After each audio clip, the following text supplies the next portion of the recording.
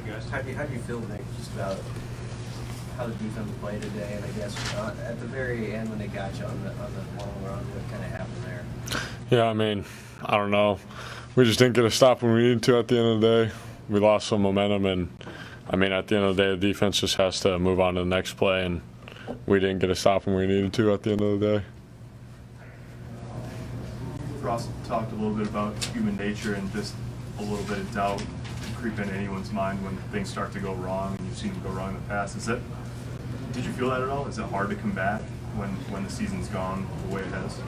Yeah, I mean, I think everyone on the sideline was just like, okay, next play, next play, next play. So I think we did a good job doing that. But, you know, like I said, at the end of the day, we didn't get a stop when we needed to. So that's what really counts. What do you feel like is the missing ingredient? What do you think you guys need to add in the offseason to turn some of these losses into wins? Yeah, I mean, I honestly don't know, but I know we're going to work and figure out what it is and do whatever it takes. Not that you guys make excuses, but 5-6 weeks ago you had Deontay Williams, and Damian Daniels, and Joe Dodon. Today you didn't have them. How much do you guys miss those guys? I know it's next man up, but just the quality of play that those guys would provide. Yeah, I mean, those three players are game changers for sure. We're going to miss them a lot, just not as football players, but as men. I think they've taught this defense and this program a lot about how to play the game and how to show up to work every day. So, I mean, I love all those guys, and we're going to miss them a lot.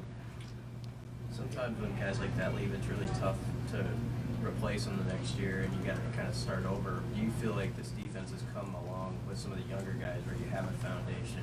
I mean, how do you feel you can go about fixing those holes, replacing and all that? Yeah, I mean, I think you've seen like Miles and Giff and all those guys have stepped up and they played some really good ball. So I'm expecting those guys to take another big jump next year like they did this season and, you know, roll. Hey Nick, teams often use a close loss or something that almost happens as motivation throughout the year. Not usually when it's 8 or 9 games. Usually when it's more like one. Do you guys feel like the closeness is a motivating factor through the offseason, or do you have to kind of wipe the slate clean going into 22? Yeah, I mean, I think it's both. I think it's important to remember how this feels and remember the sting because, I mean, there's nothing like this feeling. It's the worst. So when you don't feel like showing up to work, you got to, okay, this is why we do it. You know what I mean? We have to get better so this doesn't happen again. There'll probably be some guys that are thinking about, going or staying. Not just guys in the NFL, but just transfers in general. What do you feel like your message is going to be to them to try to get them to stick around? Yeah, I mean, we need everyone back. We'd love everyone back, and I think we built a good culture this season that everyone on the team can feel. So I think that'll help. But at the end of the day, we support if someone wants to go to the NFL. We all want what's best for them. You know what I'm saying? You said that this feeling is the worst, but after having so many one-score losses this season, are you almost a little bit numb to it? No. I think every loss stings.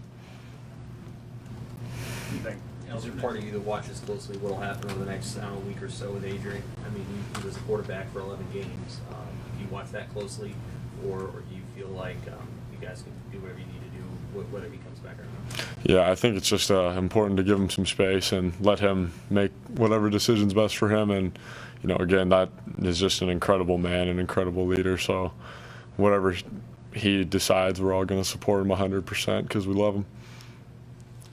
All right. Thank you, Nick. Yep, thank you.